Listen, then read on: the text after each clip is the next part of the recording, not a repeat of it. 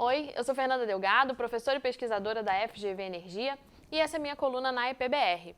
A cada 15 dias você vai me ouvir falar sobre petropolítica.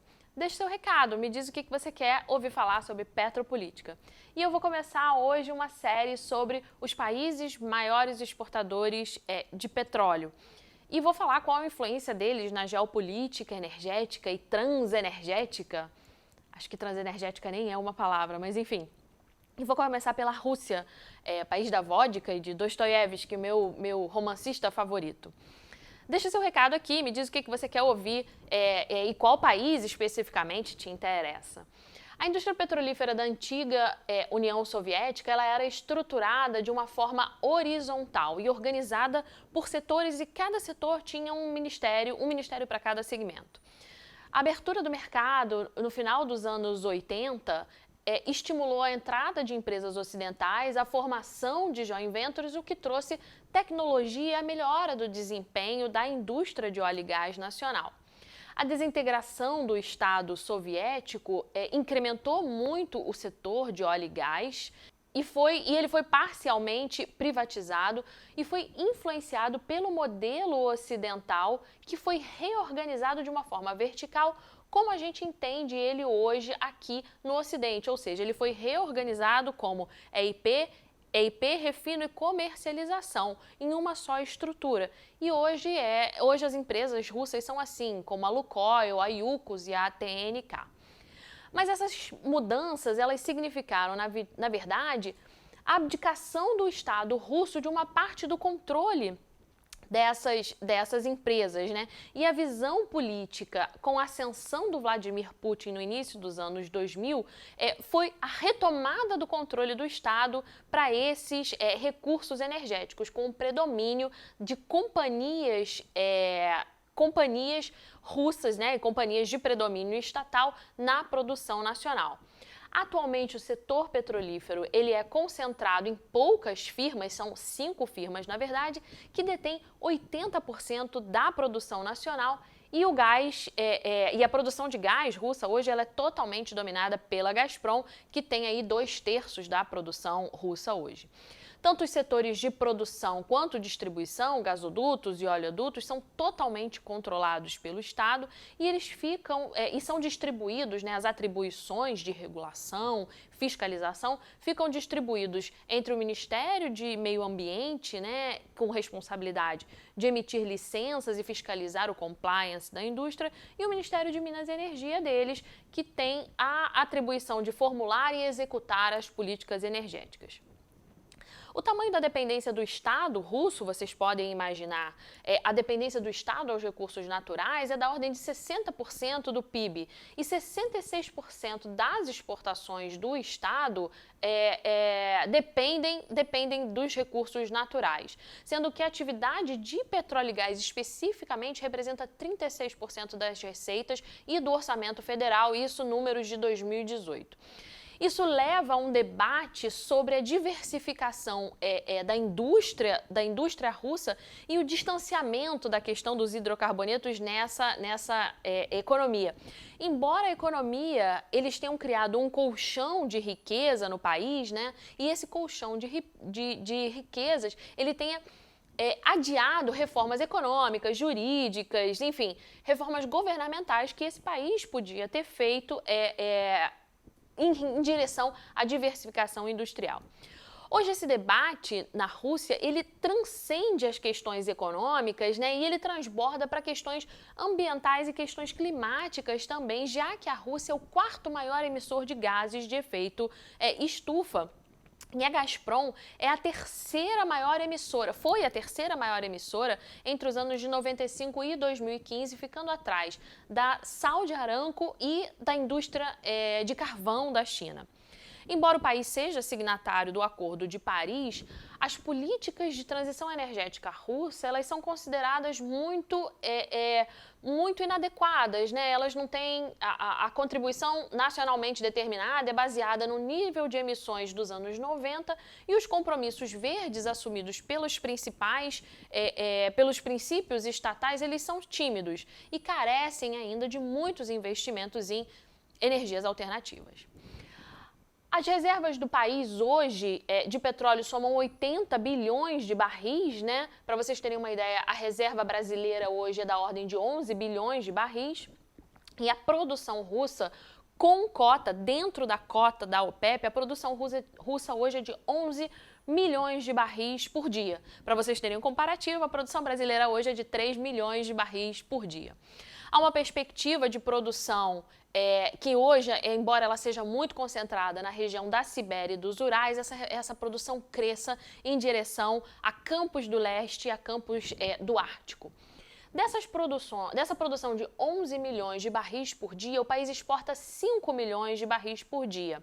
A produção de produtos refinados no país é da ordem de 6 milhões de barris por dia. E eu queria aqui fazer um destaque que é complicado, números russos são complicados, vocês podem, não é trivial, né, você conseguir esses números muito precisos na Rússia, vocês podem imaginar por quê.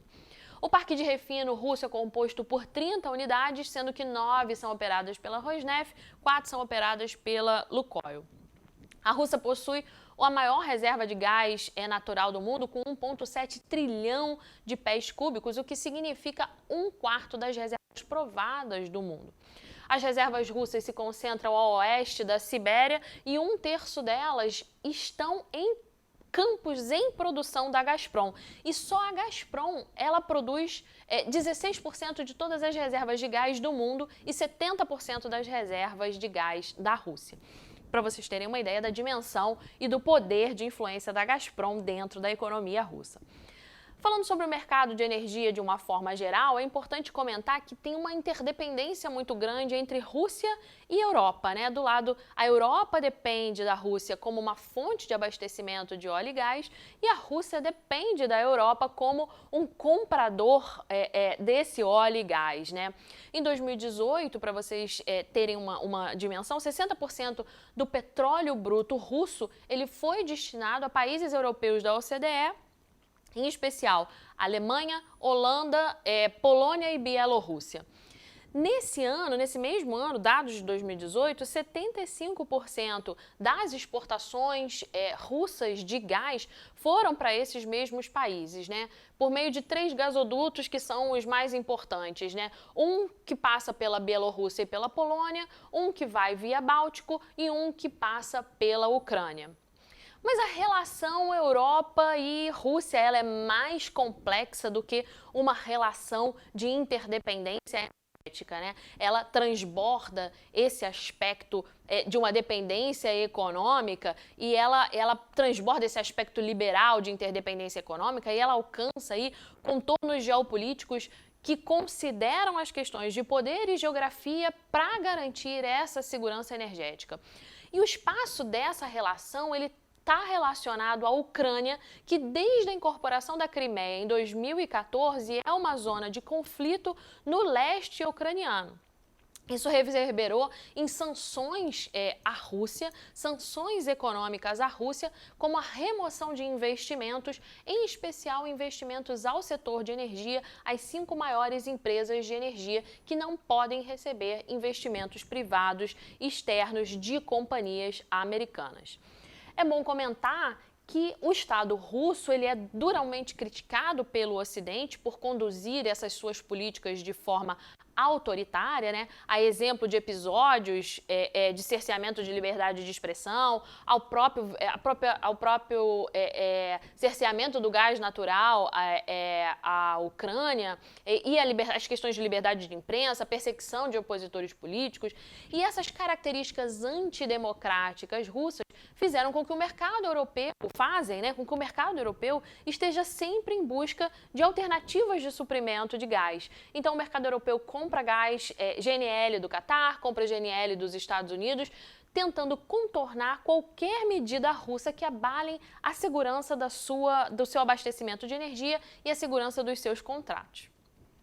Além dessas sanções econômicas à sua indústria de energia, né, a Rússia também tem passado por uma questão turbulenta com a Arábia Saudita na disputa de ter ou não ter cotas de produção em relação aos preços baixos do petróleo no contorno da crise da Covid-19 no início de 2020, que levou os preços do barril aí para $20 e passou o ano de 2020 todo num patamar de $40. Essa queda de braço com a Arábia Saudita, né, levou a Rússia a responder de uma forma muito inteligente, como é que a Rússia responde à volatilidade de preços, né?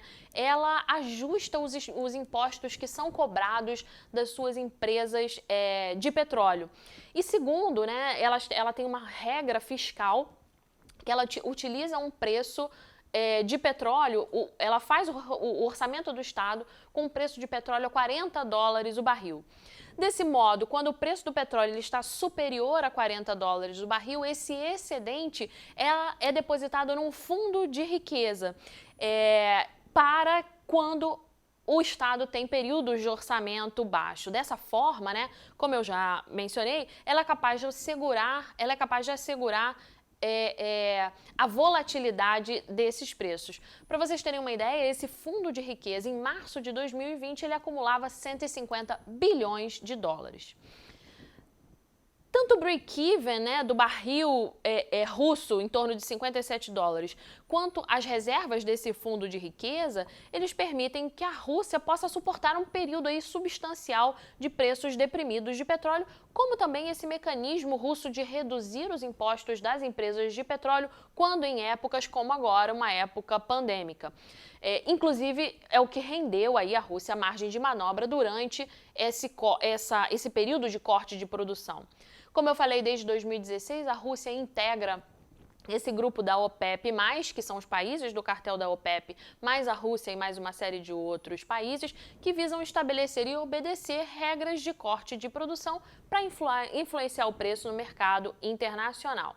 A divergência entre russos e sauditas desde 2020, ela é notória hoje e ela se baseia muito no fato dos russos querem pressionar os americanos por causa dos produtores de shale, enquanto a Arábia Saudita, que é uma historicamente aliada dos Estados Unidos, busca continuamente o controle e a recuperação dos preços. Bom, nesse embate estratégico, econômico estratégico entre Europa e Estados Unidos, a Rússia busca contrabalançar a hegemonia do Ocidente e contornar as sanções que lhe são impostas por meio de mecanismos de cooperação, como o BRICS, por exemplo, e a Organização de Cooperação de Xangai, que é China, Cazaquistão, Índia, Paquistão, a Rússia, o Tajiquistão, o Uzbequistão.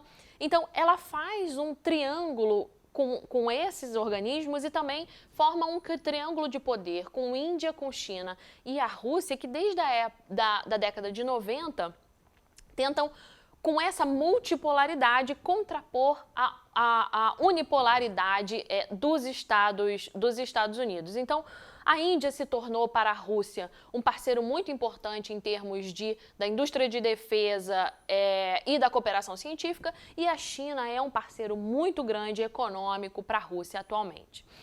Para além do mercado europeu, né, de óleo e gás para a Rússia, a China representa aí, e a Ásia como um todo, 26% das exportações russas também de óleo e gás. A China tem a Rússia como seu principal fornecedor de óleo e gás, inclusive existem 2 gasodutos, um em construção, um já funcionando e um em construção, que são os Power of Siberia, né, que são gasodutos da Rússia em direção à China, justamente visando essa expansão de recursos da Rússia para a China. Para a Rússia, isso é extremamente estratégico, porque cria alternativas para o fornecimento russo se livrar um pouco dessa venda sempre para a Europa, né? Porque a Europa está sempre buscando alternativas, né, crescentes em direção a outros fornecedores que não a Rússia, e também por essa aposta sempre crescente da Europa em direção a energias alternativas. Então, a Rússia vai em direção à China para vender o seu óleo e o seu gás. Geopoliticamente, as relações sino-russas significam um alinhamento estratégico frente aos Estados Unidos. embora também esses dois países disputem muito a influência na região da Ásia Central. A Ásia Central é uma região importante, né? E a disputa dessas potências se dá porque é uma região rica em recursos naturais e hidrocarbonetos também. Essa região ela sempre foi historicamente alinhada ao Império Russo, depois alinhada à União Soviética e tem laços muito estreitos culturais, políticos, econômicos e militares com a União Soviética e hoje com a Rússia, né? Com a China, ela tem laços econômicos muito fortes, né? É uma região de importantes investimentos chineses e é uma área muito importante que servirá de passagem para a iniciativa chinesa de Belt and Road, mas isso vai ficar para discussão de um próximo vídeo quando a gente falar da importância da China no mercado energético. Espero que vocês tenham gostado. Vejo você daqui a 15 dias com um outro produtor de petróleo para a gente discutir. Obrigada!